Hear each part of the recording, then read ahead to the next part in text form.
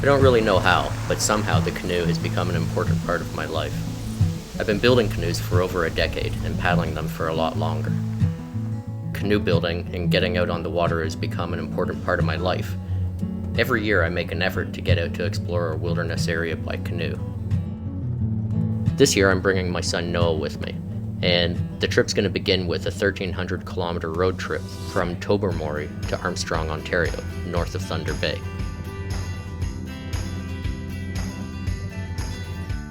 The first stage of the trip is going to be to cross Georgian Bay from Tobermory to South Bay Mouth on Manitoulin Island aboard the MS Chichiman. It's a 1 hour 45-minute crossing, and the ferry ride isn't just a link to the world's largest freshwater island, but it's a shortcut to and from northern Ontario to the Bruce Peninsula in southern Ontario. With a name that comes from the Ojibwe word for big canoe, the Chichiman Ferry has been an important part of the Georgian Bay community for over 40 years.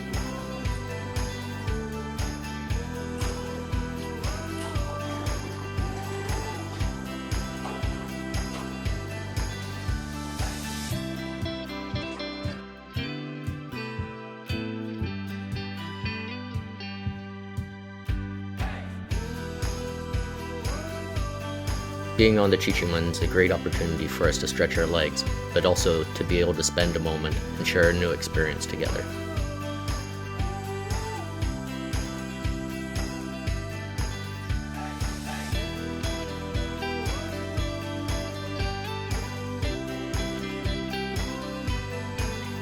Traveling across the blue waters of Georgian Bay and Lake Huron, to some degree I'm a bit envious and have to admire the crew, who are fortunate enough to see this landscape daily.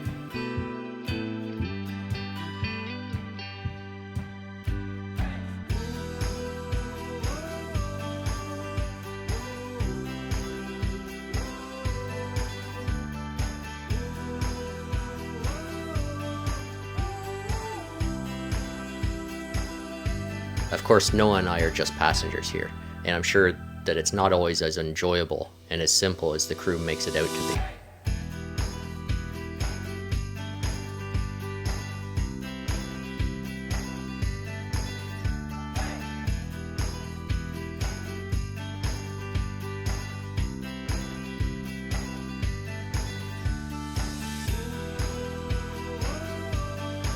Thanks to their hard work, commitment, and professionalism, the short voyage to Manitoulin Island goes off without a hitch, and we can get back on the road.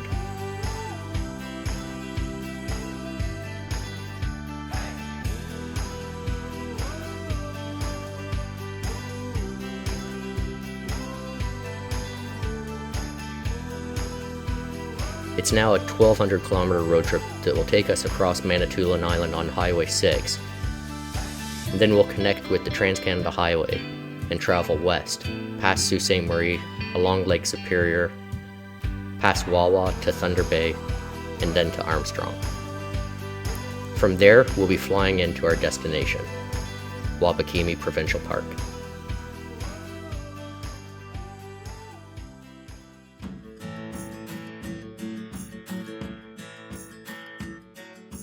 When I was a young boy growing up, before I was even Noah's age, I had a dream of becoming a bush pilot and spending my days traveling in and out of remote Canadian destinations. I don't know how, but somehow, despite all of my travel, I've never flown in a bush plane.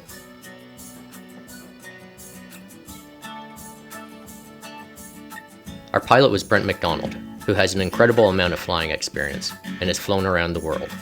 We were lucky to have him as our pilot, and he'd be flying us into the park in a de Havilland Otter.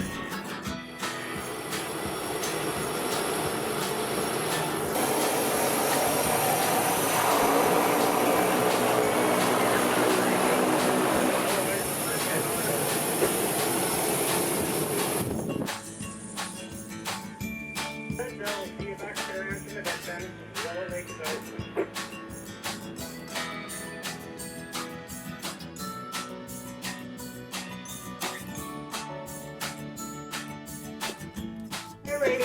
We'll see you when you get back. Okay, so.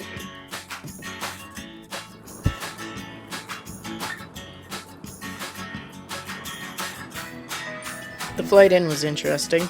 I could see for kilometers and saw hundreds of lakes and rivers. The forest appeared endless, stretching to the horizon and past it.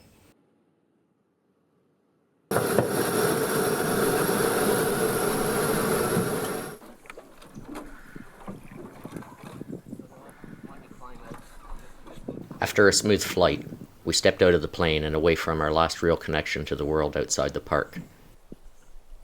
We paddled away from the otter, and then soon watched as she flew away and the reality that we were on our own sunk in.